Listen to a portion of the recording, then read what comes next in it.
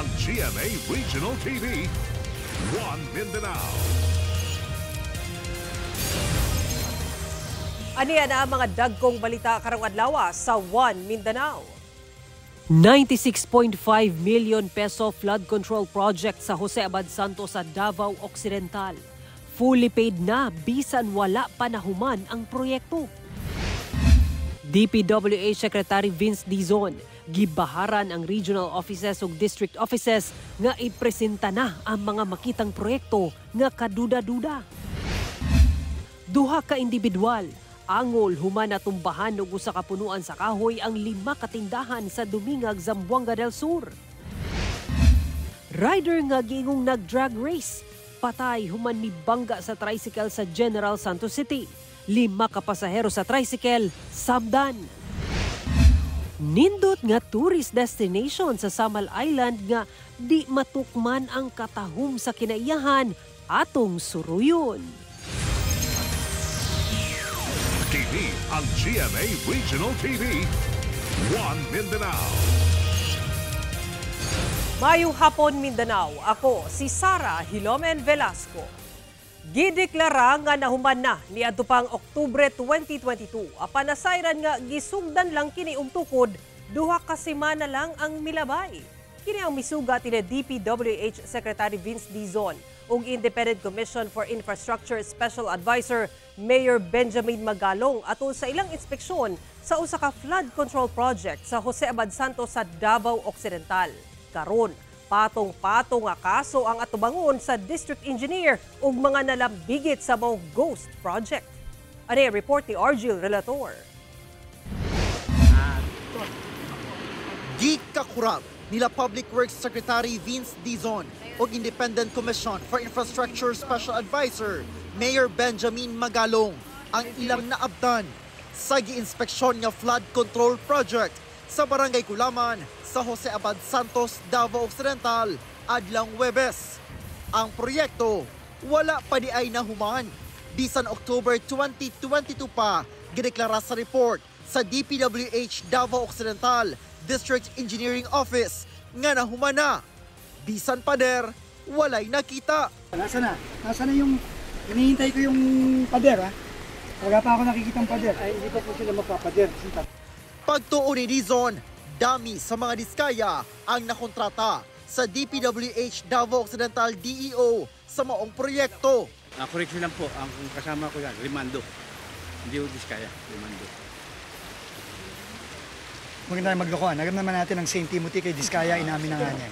Di ba? Huwag ka na magmangmaangan sa akin. Nagmamangmaangan ka pa eh. Natapos ang kontrata, yan ha, nakikita nyo ha, media ha. October 2022. Nagsimula February 2022. Ang mas gikasuko ni Dizon, January 2023 pa, fully paid na ang contract price nga 96.5 million pesos sa kontraktor. Bisan wala pa nahuman ang proyekto.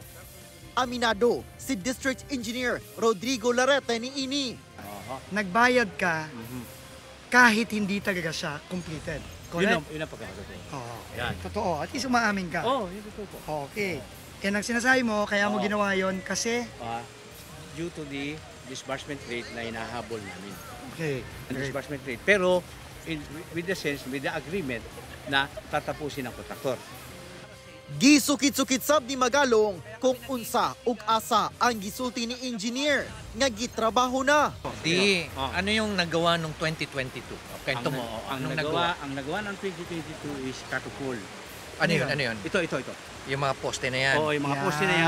2022. Which is 1.5 Ginawa yan. meters. Noong November, nung malapit na yung matapos, kasi nilako lang. November 2022. November 2022, bumaha. Nasira po. Noong July naman ho, 2022, kasi hindi sila makapag-move, nagkaroon sila ng problema sa quarry. Apan sa mga hulagway nga gipakita sa kapitan sa maong barangay nga kuha matud pa, tulo ka semana lang ang milabay. Walay konstruksyon sa lugar. Kung ito yung nakikita natin yan. Last 2 weeks ago. Hindi. Ibig sabihin, nagsimula lang silang gumawa ulit last 2 weeks ago. Tama ba? At Kapjan, ikwento mo nga kay Sec Vince, ano yung nakita nyo noong 2022? Ano nakita niyo? Explain nyo. Nag-clearing lang po sila dito, sir. Nagsimento sa baba, tapos iniwan na po. Aminado ang DPWH District Engineer nga iyahan ang gibayaran ang kontraktor sa contract cost nga 96.5 million pesos alang niining concrete revetment.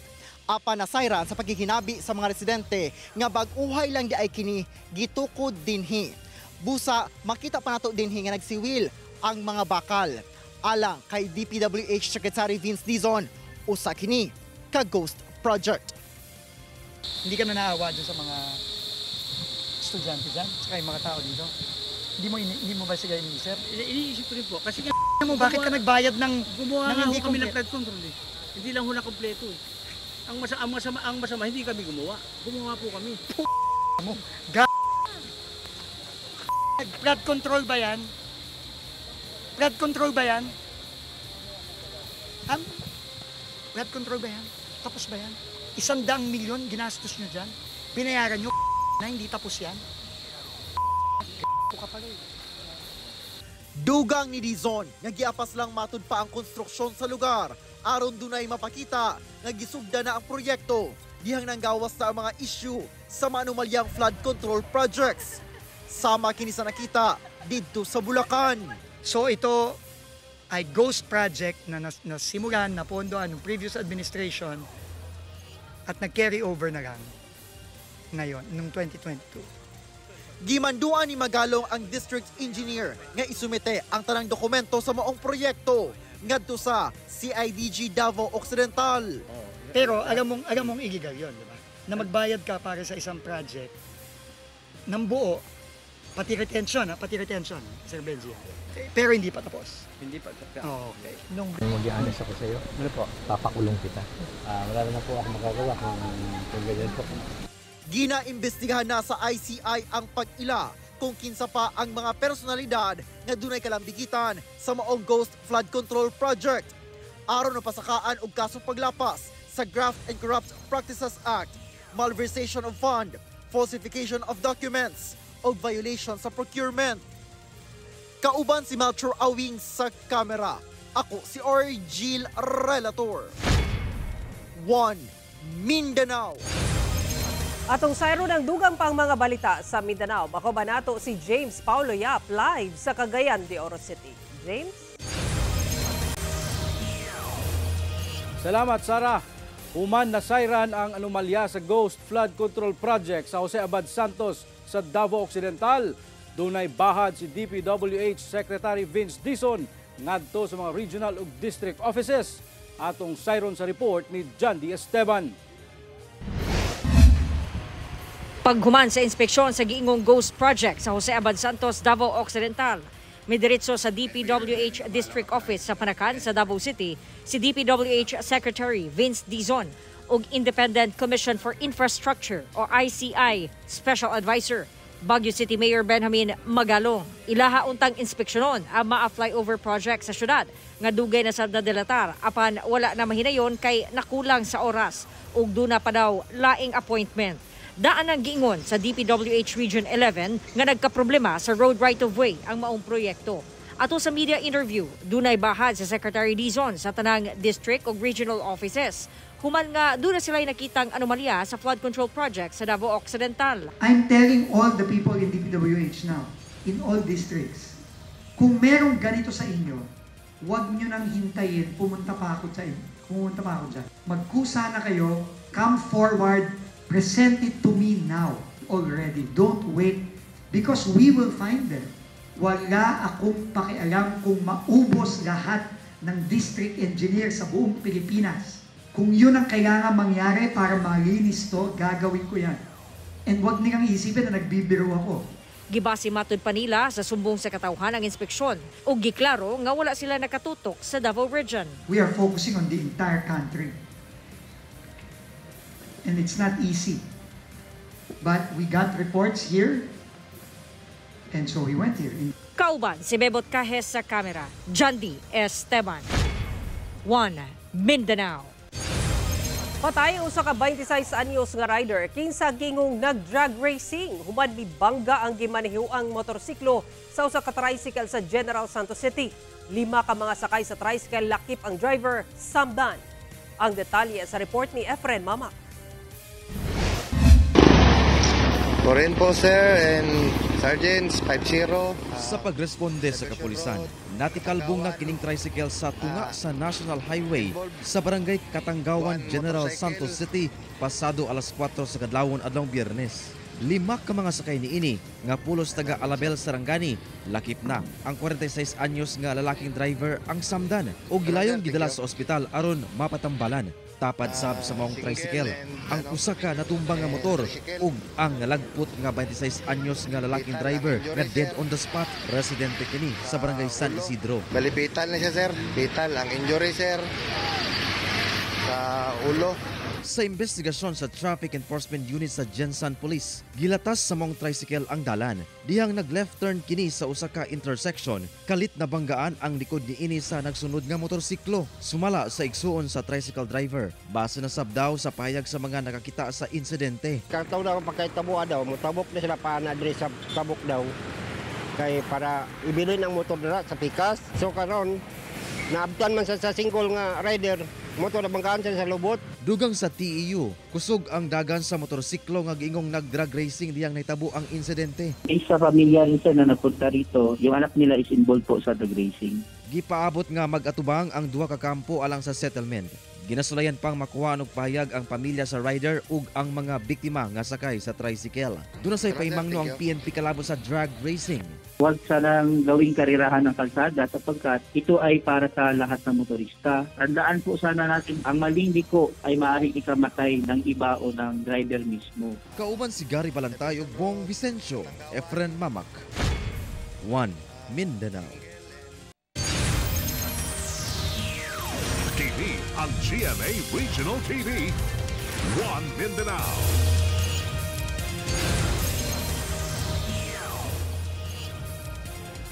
Duha ka lalaki ang angol human natumbahan ug punuan sa kahoy ang 5 katindahan sa Dumingag, Zamboanga del Sur. Ani ang report ni GMA Regional TV News Stringer Odi Hampong. Guba ang anaa sa 5 katindahan human natumbahan og dakong punuan sa akasya sa barangay Poblasyon sa Dumingag, Zamboanga del Sur udto ni adtong Huwebes. Kinidihang na sinati ang kusog nga ulan og hangin sa lugar. Sumala sa ubang residente na matigdan na nila ang peligro sa lugar tungod sa presensya sa dagkong mga punuan. Hinungdan nga mipalayo na sila. Apan dunay 2 ka tawo ang nasamdan dihang natumba ang punuan. Usa niini ang bana ni Macaria Aluni, kinsa tag-iya sa usa sa mga tindahan nga natumbahan.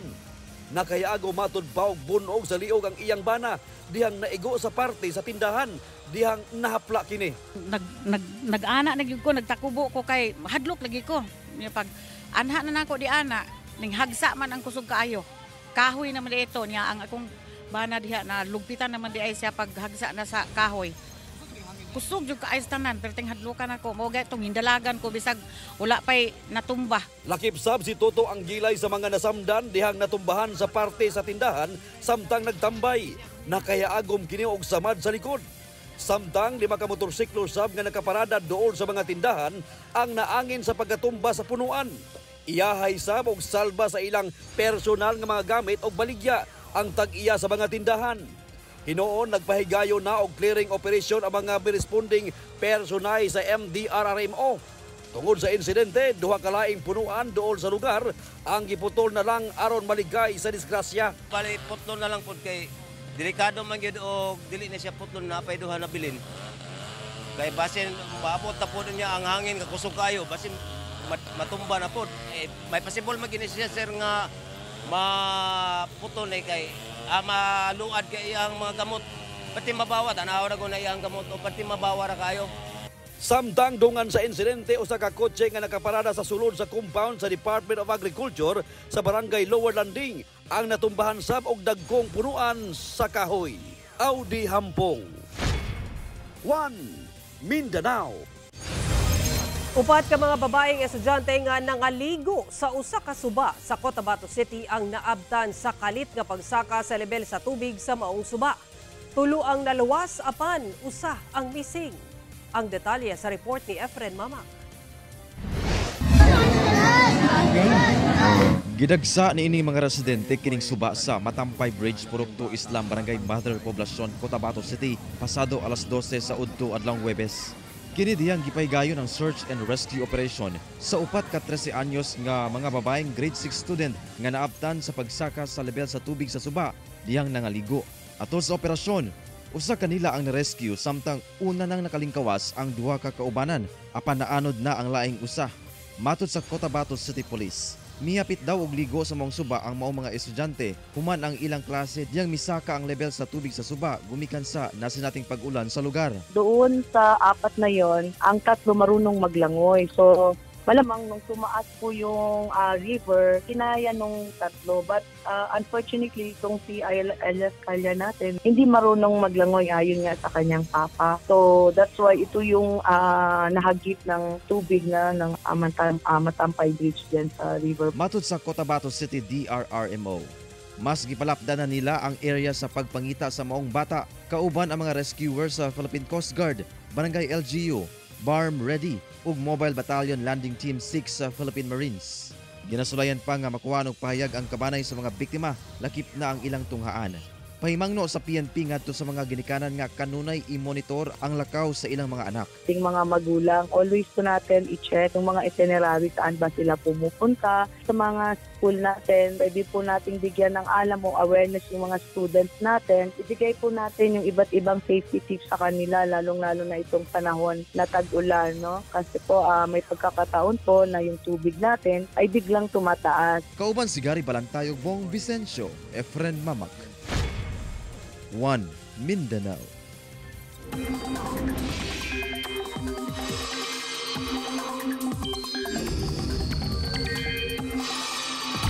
Nagapalayo na sa nasod ang bagyong Opong human miigo sa nasod ug ikaunom naglandfall. Sa 2 p.m. bulletin sa Pag-asa, dunay mga lugar nga gipailawom gihapon sa wind signal number 3.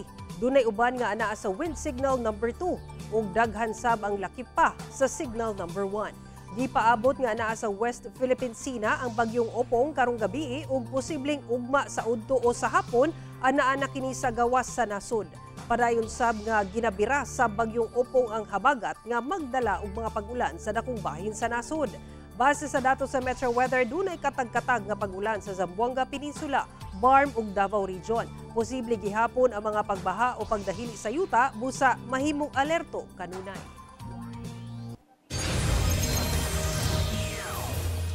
Cagayan de Oro City LGU aduna nay bagong kontraktor alang sa garbage collection sa syudad.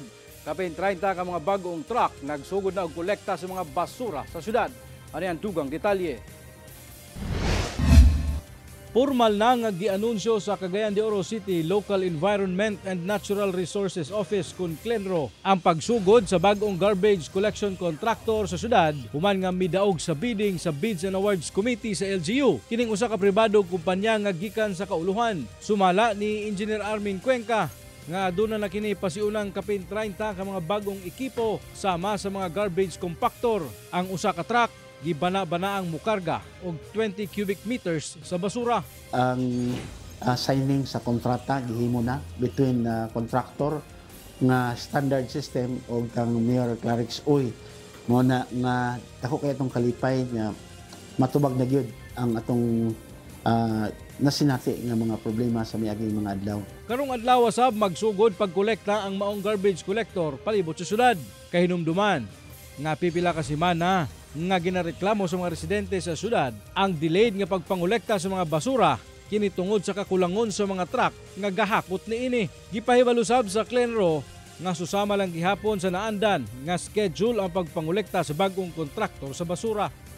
Among hangyo nga unta mulabay lang ta mo pagawas ta sa atong basura sugod sa alas 5 sa buntag paingon sa alas 8 sa buntag. Wala na ilabay after that kay mauna dayon ang ilang pagkoleksyon. Kauban si Makoy Sempron, James Paulo Yap, 1 Mindanao. Gianunsyo ni Pangulong Bongbong Marcos ang pagbalihin sa 36 billion pesos nga pondo gikan sa flood control project sa DPWH ngadto na sa DSWD. Kini atol sa nagpadayon nga investigasyon sa mga maanomalya nga flood control project sa nagkadiang lugar sa nasud.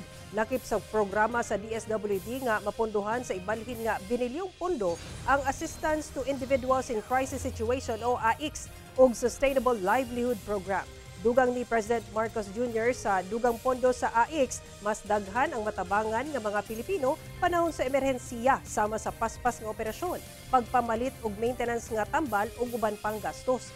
Gibutyag kini sa Pangulo sa iyang mensahe atol sa programa sa pag-ila sa 18 ka benepisyaryo sa Pantawid Pamilyang Pilipino Program kon 4 Ps isip warang pantawid pamilya didto sa Malacañang. Kinalulugod ko, ibahagi sa inyo ang halos 36 na bilyong piso na pondo galing sa DPWH na nakuha natin sa flood control project. Itong halagang ito ay ilalaan natin sa mga programa ng DSWD. Napulo ka mga supporters sa Abu Sayyaf Group sa probinsya sa Sulu ang mitahan sa kapulisan sa Police Regional Office 9 sa Zamboanga City. Gipangunahan mismo sa Police Regional Office 9 ang pagdawat sa napulo ka mga lalaking supporters sa Abu Sayyaf Group nga bibalik sa sabakan sa gobyerno atol sa programa niini nga gipahigayon sa headquarters sa Barangay Mercedes sa Zamboanga City adlawng Martes. Lakip sa gitahan ang 32 ka klase-klase sa armas, lakip mga bala ug magazine. Matod sa PRO9, ang maong mga surrenderi naggikan sa lungsod sa Maimbong, Tapul, Indanan ug Hulo sa probinsya sa Sulu. Gihatagan kini og financial assistance nga kabahin sa reintegration of the government and rehabilitation initiatives. Dugang sa PRO9, ang maong pagtahan nahimong posible pinaagi sa padayong intelligence operations, community engagement, lakip hugot nga negotiations. TV ang GMA Regional TV, One Mindanao.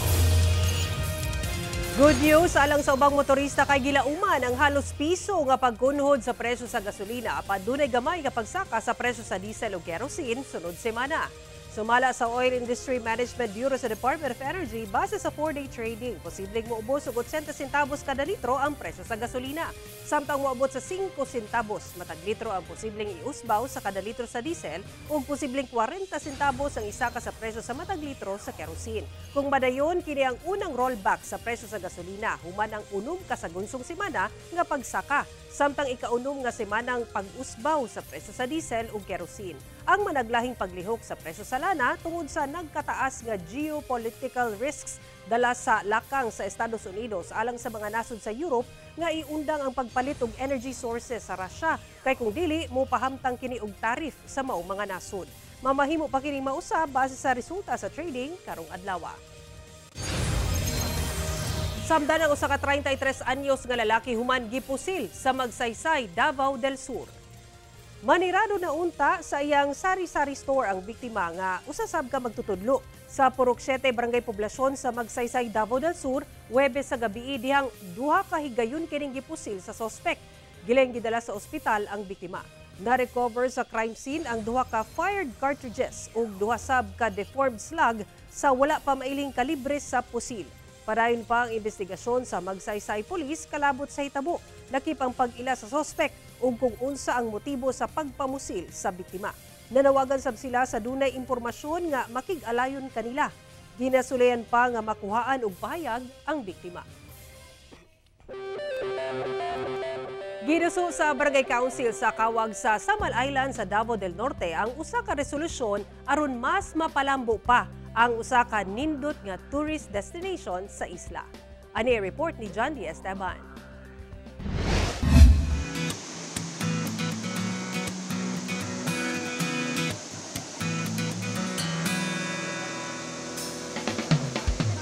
Natural nga katahom sa kinaiyahan.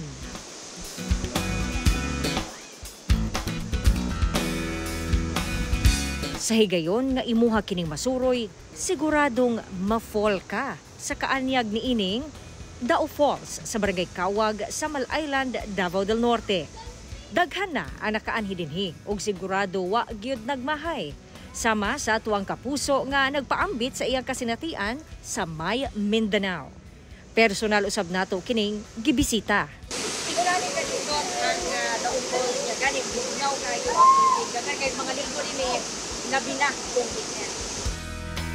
Sama na lamang ni Naisel nga gikan pa og Bansalan, Davao del Sur. Aside sa view, sa nature nga very relaxing is ang tubig yun sa pagsalom, bugnaw gyud kay siya makawala gyud siya stress. Tungod nagkadaghan na ang mga turista sa isla nga mosuroy sa falls, buot sa Barangay Council nga mapalambo og mapanalipdan kini nga tourist destination. Ilabi pa nga ginalantaw ang pagdagsa o galing mahuman na ang tulay. Naami plano karon sa barangay nga magtukod og mga toilet, magtukod og mga ilisanan, i-improve na mo ang kini ang mga daplin sa sapa. Ang problema lang mao ang mga basura nga ginabilin sa mga bisita sa falls. Panawagan ngadto sa mga musuroy nga mamahimong responsable sa mga basura. Ang basura hipuson jud. Yes pod dalaon. Matud pa sa panultihon, leave only footprints, take only memories. Kini aron dili madaot ang maanyag nga busay ug magpadayon ang kasinatiang hamugaway. Kauban si Bebot Cajes sa kamera, John D. Esteban, 1 Mindanao. Gisugda na sa DSWD Region 11 ang pag-rescue sa mga nagpuyo sa kadalanan sa Digo City sa Davao del Sur, lakip mga kaigsuunang badyaw. Sa pahayag sa DSWD 11 nga nakuha sa GMA Super Radio Davao, may abot sa 7 ka magbanay o 28 ka individual ang ilang na-rescue pinaagi sa pag-abot program subay sa reach-out activity sa ahensya. Temporaryo nila kining gidala sa usa ka pasilidad sa Digo City aron mo pailaw sa profiling, una mahatagan og saktong interbensyon.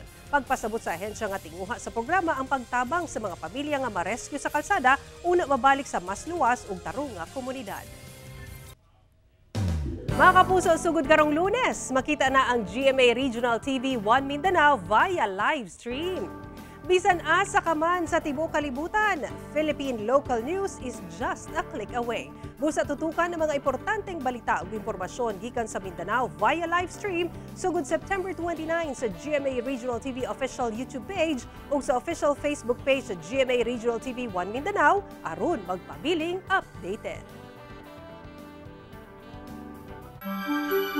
Mga kapuso, 90 kaadlaw na lang, Pasko na! Ugmaw kato ang mga uling balita sa Mindanao karong adlaw. Mamahimo ninyo kini makita pag-usab hinaagi sa pagbisita sa official website sa GMA Regional TV o bisitahan ang among official YouTube channel o gi-click ang subscribe button para sa pinakauling balita. Daghang salamat sa atong mga kapuso sa Mindanao nga nagalantaw kanamog sa atong mga kapuso abroad. Padayon lang sa pagtutok sa mga lokal nga balita matag adlaw tungod sa GMA Regional TV, Local News Matters. Kami ang GMA Regional TV 1 Mindanao, tibok persa para sa mas na komisyon ug mas halapad nga pagserbisyo sa nasod. Happy weekend mga kapuso ug mag-amping kita kanunay.